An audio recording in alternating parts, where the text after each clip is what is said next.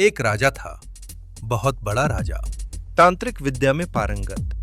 लेकिन एक दिन उसने एक माँ से वचन तोड़ा और उस माँ का क्रोध ऐसा था कि पूरी सेना घुटनों पर आ गई। ये कहानी है माँ सिंधवाई की।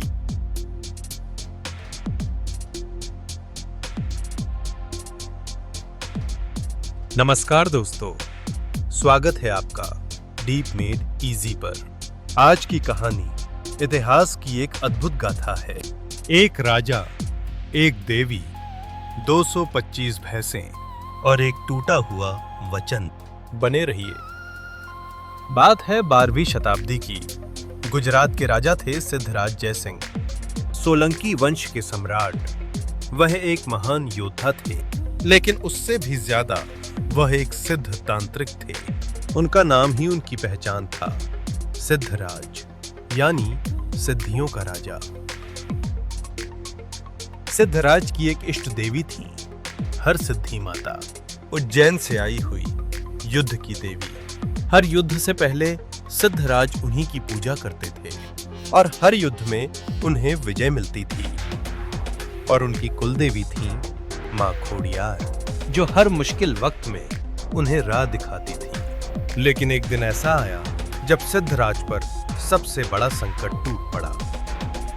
गुजरात में 7 साल तक बारिश नहीं हुई, खेत सूख गए, कुएं खाली हो गए, लोग भूख से मरने लगे, जानवर मरने लगे, पूरा राज्य संकट में था।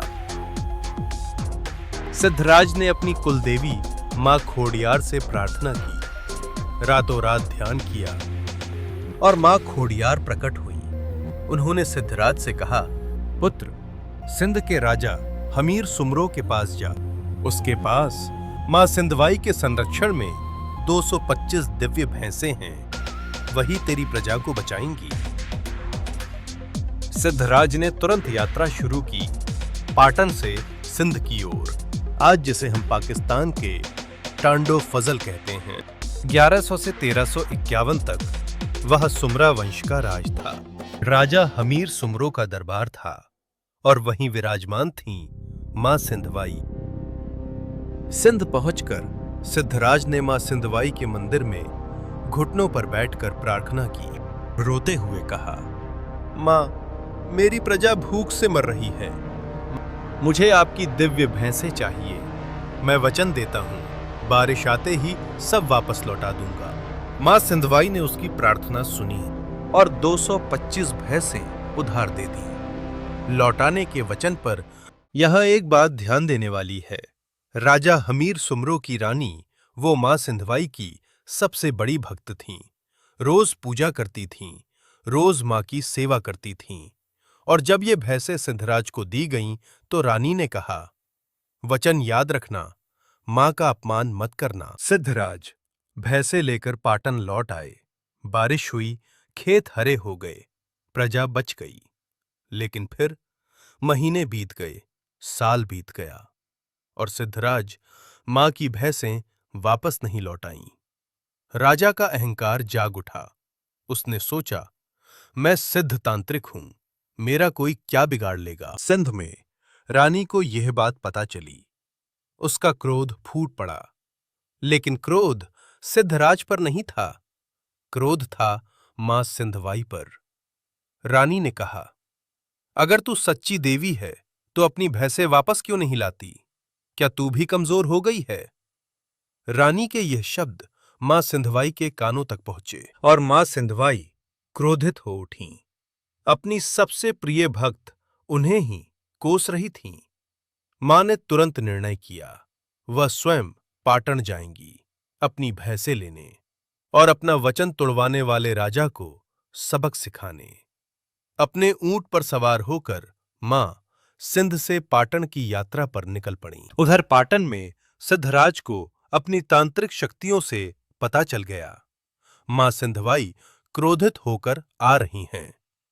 लेकिन सिद्धराज साधारण राजा नहीं था।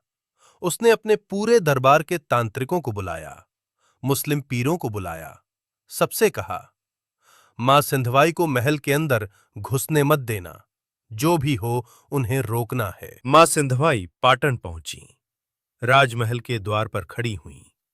पहरेदारों ने रास्ता रोक दिया। तांत्रिकों ने आगे आकर कहा, अगर तुम सच्ची मां सिंधवाई हो तो प्रमाण दो। एक पतले धागे पर बैठकर झूला झूल कर दिखाओ, तब हम मानेंगे।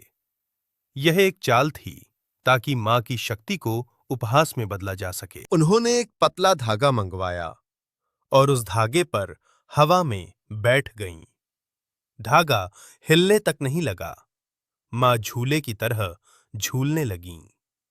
तांत्रिक स्तब्ध रह गए, लेकिन मां रुकी नहीं।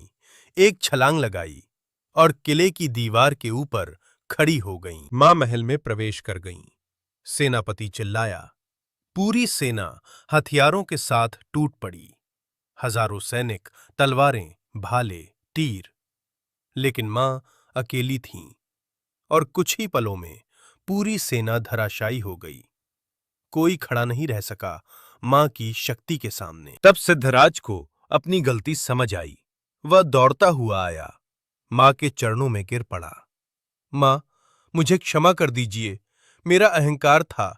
मैंने वचन तोड़ा। मैं आपकी कृपा का अधिकारी नहीं हूं। मां का हृदय है। बच्चा कितना भी गलत हो, मां क्षमा कर ही देती है। मां सिंधवाई ने उसे क्षमा कर दिया। मां अपनी 225 भैंसें लेकर सिंध लौटने लगीं। लेकिन रास्ते में गिनती की गई, एक भैंस कम थी। ढूंढने पर पता चला एक विशाल काली भैंस कुंजर काली। वो महल के बाहर एक गहरे कुएं में गिर गई थी। पूरी सेना ऊपर खड़ी देख रही थी, लेकिन भैंस को निकालना असंभव था। तब मां सिंधवाई कुएं के पास आईं। बस एक नजर डाली और चमत्कार हुआ। कुएं का पानी ऊपर उठने लगा, ऊपर और ऊपर, जब तक भैंस जमीन पर नहीं आ गई। पूरी सेना देखती रह गई। सिद्धराज देखता रह गया। यह क्या शक्ति है? ये क्या मां है? ये चमत्कार देखकर सिद्धराज फिर मां के चरणों में गिरा। मां, अब आप सिंध मत जाइए, पाटन को छोड़कर मत जाइए, यहीं रुकिए। मैं आपके लिए ऐसा मंदिर बनाऊंगा जो इस संसार में अद्वितीय होगा। मां मान गईं और सिद्धराज ने वचन निभाया। ऐसा मंदिर बनवाया जो आज भी रहस्य है। यह मंदिर साधारण नहीं था। यह एक मास्टर तंत्र मंदिर था। 5 शिवलिंग, चारों दिशाओं की रक्षा के लिए। नरसिंहवीर, बुरी आत्माओं को बांधने के लिए। सुवावड़ी माता, मां के क्रोध को शांत करने के लिए। शीतला माता, शीतलता बनाए रखने के लिए। और जमीन के 2 मंजिल नीचे एक षोडश यंत्र, 16 छेद वाला, उच्च ऊर्जा का स्रोत।